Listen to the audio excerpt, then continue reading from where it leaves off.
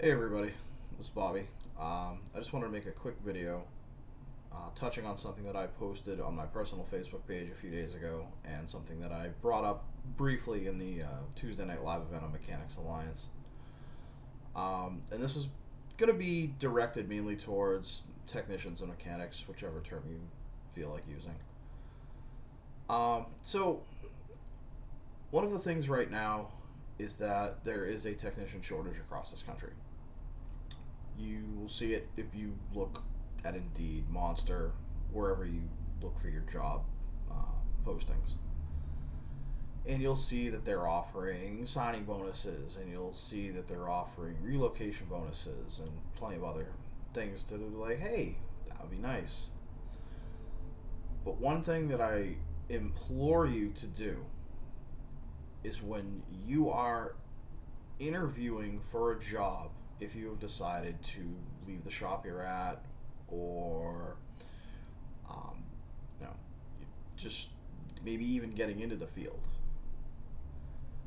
while they're interviewing you for the job, you also need to be interviewing your potential employer. You need to take a long look at the shop itself and the condition it's in. One of the big things you should notice right away is cleanliness. How clean is the shop? You should look at their equipment, um, lifts, service equipment like AC machines, transmission flush machines, things of that nature. And you should see what kind of condition they're in. Um, that's a good indication of how a shop is managed, and it's a good indication of the general atmosphere. One other thing I would recommend is that you actually go talk to the techs. You are a tech. You are going to have more in common with the people that you are going to be working with in this shop than you would necessarily the management. And the management is there to get people in the door to work for them. That is their goal. That they need people to populate the shop as technicians.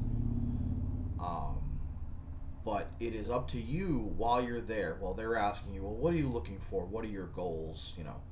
Ask them. Well, my goal is to get a lot more training. What's your philosophy on that? And if they tell you, oh well, we have training programs, ask for details. Get it in writing if you can that they will pay for training. Um, you are there to further your career, and anyone who is not doing training, if you are happy where you are, I mean that's fine. I personally think that's the wrong way to be, but you do you.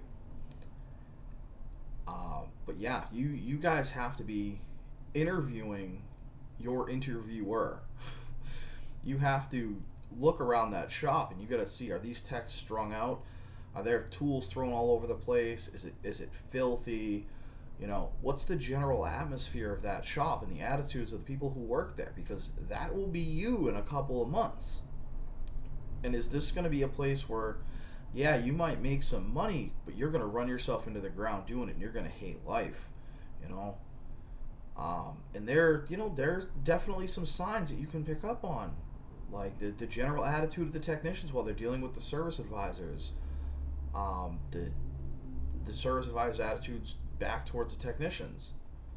And listen, if you're in the office, listen to the service advisor and how they talk to customers.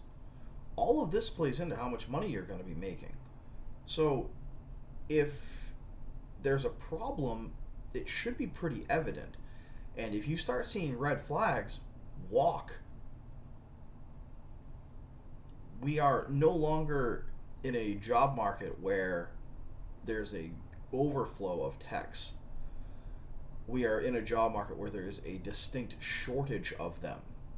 And you will, as either coming right into the field or making a lateral move to another shop, you need to advocate for yourself.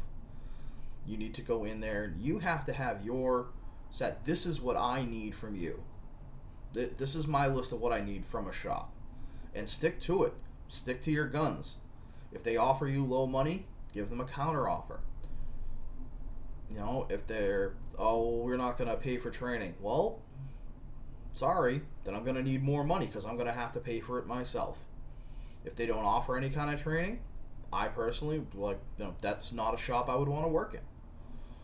So, think about these things while you're in there talking to a service manager or a service director or a general manager, whoever may be doing the interview.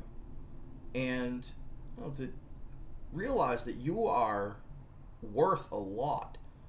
Your investment in tools, your investment in training, the damage you do to your body every day, that's worth a lot of money.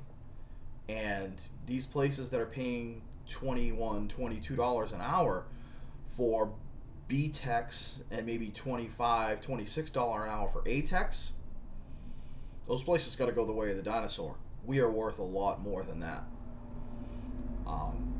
And that you need to go in there with that attitude.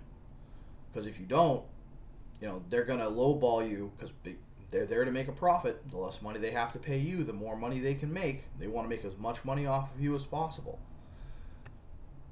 So while you're in there, you have to be getting something out of this aside from a job. It's no longer just a job. You don't just walk in the shop, oh, this is the only place I can work. It's definitely not. There's definitely a lot of places out there that you're going to be able to go. Play different employers off each other. Oh, this one will offer me $25 an hour. Well, this one will offer me $27. Can you match that? Can you give me some other incentives that will make it worthwhile? How about you pay for my health insurance fully? Oh. There's always room for negotiation. And I can guarantee you that some of these service managers that you're going to talk to are going to kind of look at you kind of strangely, especially if they weren't techs. A lot of these people came in because they were hired because they had business degrees or something like that. They don't know what we go through. You're walking in a door with 40, 50, 60, 70, who knows how many thousands of dollars worth of tools that you may still be paying off. The money you should ask for needs to match that. So it's just something that I wanted to throw out there. It's kind of been kicking around in my head for a couple of days. This works for any person who's looking for a job. But in this case where I have been a technician for 20 years and I've bounced around to many a shop and I have heard many a horror stories from many other technicians. And, we've seen what the job market's doing right now. We can command a lot more for the job that we do. We are not oil changers. We are not grease monkeys anymore. We are technicians. We have cars that have 50 plus modules in them. We have to command the type of money that we need to be trained to work on those types of things. And if you're not, you're selling yourself short. You got to go in there and you got to know what you want. And you think, oh, I don't know if I'm worth that much. Yeah, you're worth that much. If you're questioning it, go in there and with confidence say, I think I need this much money. Plan your budget out. Figure out what you're gonna need. Planning that $1,000 update for your scan tool. That's got to factor into your budget. The training you're gonna go to that might cost you $200 to go to the training. Oh, but it's 4 hours away, so I'm also going to need a hotel. You have to factor that in too. The travel expenses, especially gas these days. Even figuring in gas driving to and from the shop.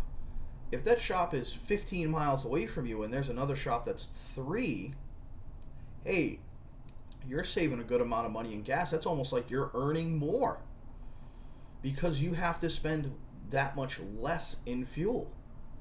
Figure that into your equations too. I think a lot of people don't do that. You can find yourself earning maybe $1 an hour more just because you don't have to spend that money somewhere else. So I could probably talk about this for another 30 minutes, but I like to keep it, pretty brief. So let me know your thoughts, comments, anything like that, what are your experiences with this? Have you gone in and tried to advocate for yourself at a shop and they said, nah, get out, booted you right out the door because you were asking for what they believed was too much money? Did you find another shop that then saw the value in what you bring to the table and was willing to pay you that much money? Any and all experiences. We, as technicians, we need to come together and show people that we are just as talented as any plumber, any electrician, any of these people who, they are getting paid 80 to 90, $100 an hour. They're just, independent contractors. And so they don't have a dealership that has to worry about overhead. And we're kind of stuck with there, except for, the mobile guys, which it's becoming more and more of a thing.